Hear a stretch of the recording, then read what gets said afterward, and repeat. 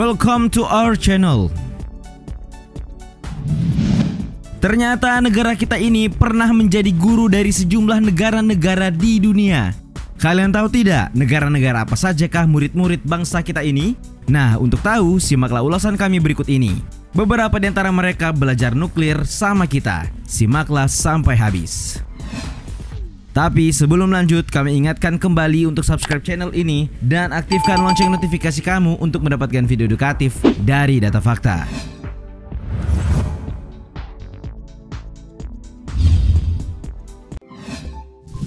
Malaysia. Kalian tahu tidak kalau di masa pemerintahan Soekarno, Republik kita pernah bersitegang banget sama Malaysia. Yap, ini karena terbentuknya Federasi Malaysia. Maka ia terbangkanlah Angkatan Militer Indonesia ke perbatasan Kalimantan dengan Borneo Utara. Dan selanjutnya ia gemparkanlah propaganda yang sangat membakar, yang kalian sendirilah yang tahu bagaimana bunyinya. Nah, nanti hubungan membaik setelah Soeharto memimpin negeri ini. Saat itu pemerintah Malaysia meminta Indonesia mengirim tenaga guru terlatih untuk mengatasi kekurangan tenaga ajar di Malaysia. Hal ini disampaikan langsung oleh Menteri Pendidikan Malaysia Muhammad Khair Johari. Ini karena katanya diwakili Johari, Malaysia belum memiliki banyak lulusan perguruan tinggi. Yap, jadi tenaga pengajar terdidik di bidang ilmu pengetahuan dari Indonesia. Untuk itu, di Malaysia dibentuk sebuah tim untuk merekrut guru dan dosen yang dapat segera ditugaskan di sekolah-sekolah menengah dan universitas di Malaysia. Kalian tahu, pada akhir 1969, Malaysia menyatakan kalau permintaan akan guru dan dosen Indonesia sudah mencapai total 360 orang.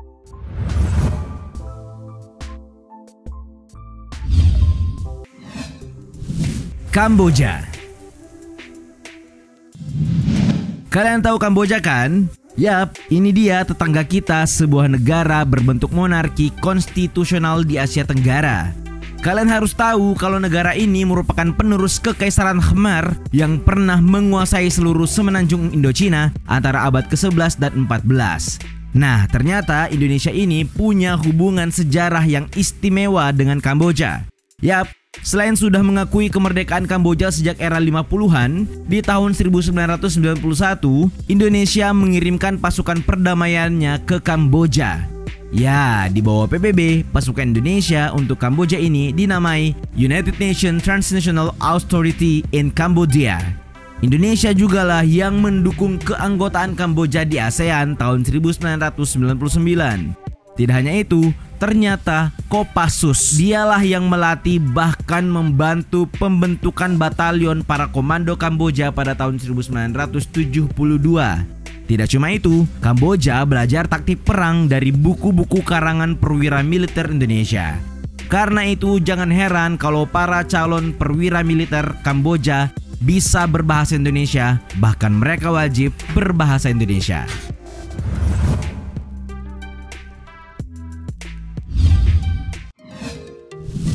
Zambia.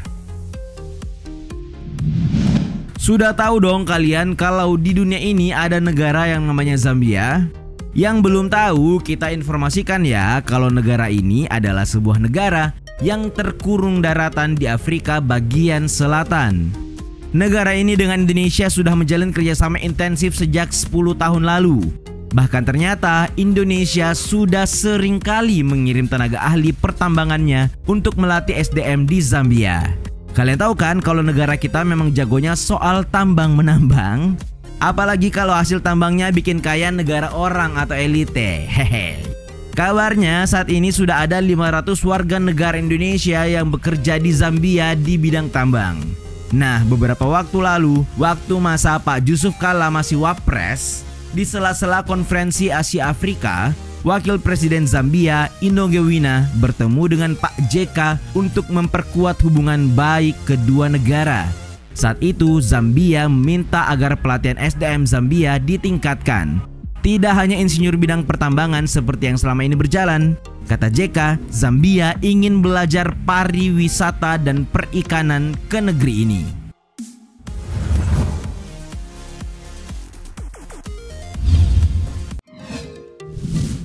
Guinea-Bissau. Meski negara kita pernah dibikin kayak mati kutu saat kapal Cina berlaku seenaknya di perairan Natuna, tapi Februari 2020 lalu ternyata pernah ada loh satu negara yang datang ke Indonesia untuk belajar tentang teknologi pengawas kapal ikan. Negara itu adalah Guinea-Bissau. Yap, katanya ya, negara yang berada di Afrika Barat mengaku kagum dengan sarana dan teknologi yang digunakan Indonesia untuk memberantas illegal fishing. Kalian tahu teknologi apa yang dimaksud?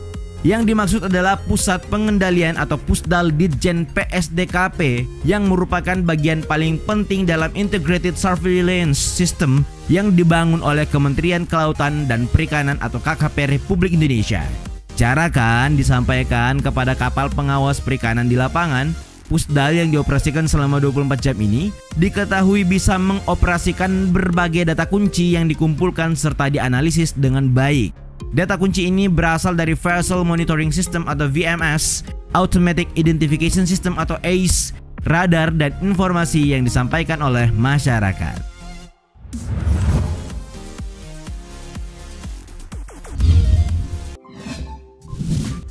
Sudan.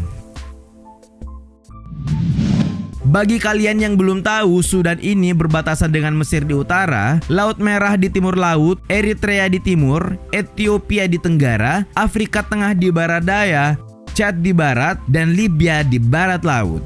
Nah, di sana kebutuhan energi makin memuncak. Makanya pemerintah Sudan berencana membangun reaktor nuklir. Sekadar informasi selingan ya, sejak tahun 1997, Sudan sudah mengalami keterpurukan ekonomi gara-gara sanksi dari Amerika Serikat.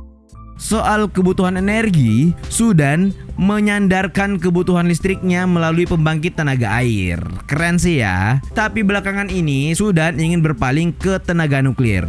Dan katanya pihak Badan Energi Atom Internasional atau IAEA sudah datang ke Khartoum, ibu kota Sudan, untuk mendiskusikan rencana tenaga nuklir ini dengan pemerintah Sudan. Tapi sebenarnya sih sejak tahun 1998 Sudan sudah menjadi anggota IAEA dan dapat membangun fasilitas penghasil energi nuklir dengan pendampingan IAEA. Nah, untuk melengkapi upaya mereka atas pemanfaatan tenaga nuklir, Sudan belajar ke seluruh fasilitas nuklir di Indonesia, seperti Badan Tenaga Nuklir Nasional atau Batan dan Puspiptek atau Pusat Penelitian Ilmu Pengetahuan dan Teknologi di Bandung dan Yogyakarta.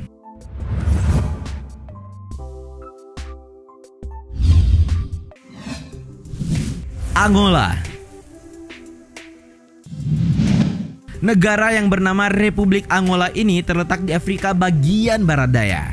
Bagi kalian penikmat kopi sejati, kalian harus tahu nih kalau Angola merupakan salah satu produsen kopi utama di dunia.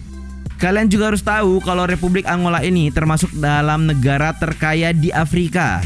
Yap, kekayaan itu ia dapatkan dari sumber alamnya, terutama biji besi, intan, dan tembaga. Negara yang menurut sejarah pemukim awal daerahnya ialah suku pemburu-pemburu Khoisan ini, kabarnya juga tergabung dalam National Liaison Officer atau NLO yang pada Oktober 2018 lalu datang ke seluruh fasilitas nuklir di Indonesia seperti Badan Tenaga Nuklir Nasional atau Batan dan Puspiptek atau Pusat Penelitian Ilmu Pengetahuan dan Teknologi di Bandung dan Yogyakarta. Kalian tahu mereka bikin apa? Yap, seperti Sudan, Angola juga datang untuk belajar. Mereka belajar soal radiofarmika yang katanya sih belajar mereka ini sekaligus sebagai upaya meningkatkan kerjasama bidang nuklir, khususnya bidang radiofarmika atau medis.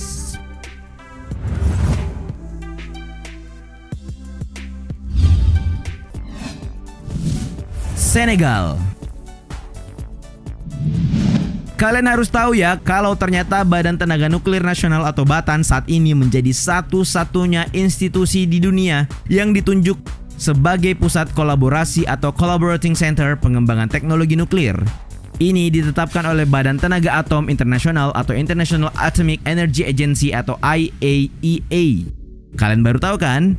Nah, mungkin karena inilah sejumlah negara yang tergabung dalam National Liaison Officer atau NLO pada Agustus 2018 lalu datang ke Batan untuk belajar soal nuklir. Kabarnya nih yang melatar belakangi kunjungan sejumlah negara dalam NLO ini adalah posisi Batan yang dipandang sudah cukup maju dalam penguasaan teknologi nuklir khususnya non-energi.